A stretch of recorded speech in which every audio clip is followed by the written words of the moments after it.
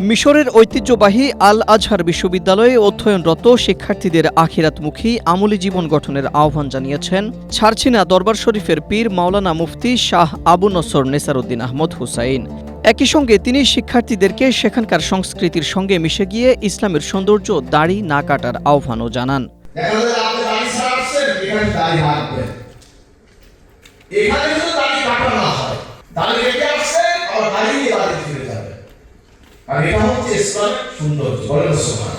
বৃহস্পতিবার মিশরের রাজধানী কায়রোর নাসর সিটিতে অবস্থিত বুর্জ আত-তাদবিকিয়ানের গ্র্যান্ড কনফারেন্স হলে আয়োজিত এক আধ্যাত্মিক সংবর্ধনা ফিলিস্তিনি শরণার্থীদের মাঝে ত্রাণ বিতরণ ও দোয়া মাহফিলে তিনি এ আহ্বান জানান। আল আজহার বিশ্ববিদ্যালয়ে অধ্যয়নরত বাংলাদেশি শিক্ষার্থীদের সংগঠন ছারছিনা দারুস সুন্নাত সোসাইটির উদ্যোগে এ অনুষ্ঠানের আয়োজন করা হয়। আল্লাহ বলেন, নিশ্চয়ই যারা আলেম তারা আল্লাহকে ভয় করে।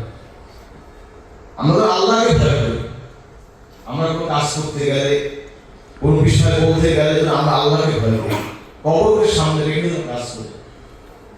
আমরা এখন আসছি, একদিন থাকবো না, সকলেই চলে যেতে হবে। এই জন্য আমরা এমন কোনো কাজ না করি যে আল্লাহর কাছে আমাদের জবাবদিহিতা করতে হয়। অনুষ্ঠানে ছারছিনা শরীফের মরহুম পীর মুজাদ্দেদি জামান আলহাজ শাহ সুফি মোহাম্মদ মহিবুল্লাহ রহমতুল্লাহি আলাইহির জীবন, কর্ম ও দ্বীনী খেদমত নিয়ে আলোচনা, ইসালে সাওয়াব ও বিশেষ দোয়া মাহফিল অনুষ্ঠিত হয়। এ সময় মঞ্চে উপস্থিত ছিলেন আল আজহার বিশ্ববিদ্যালয়ে অধ্যয়নরত ২০টি দেশের ছাত্র সংগঠনের প্রতিনিধিরা।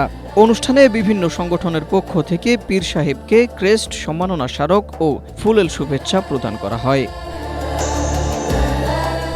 Desk report, Asia post.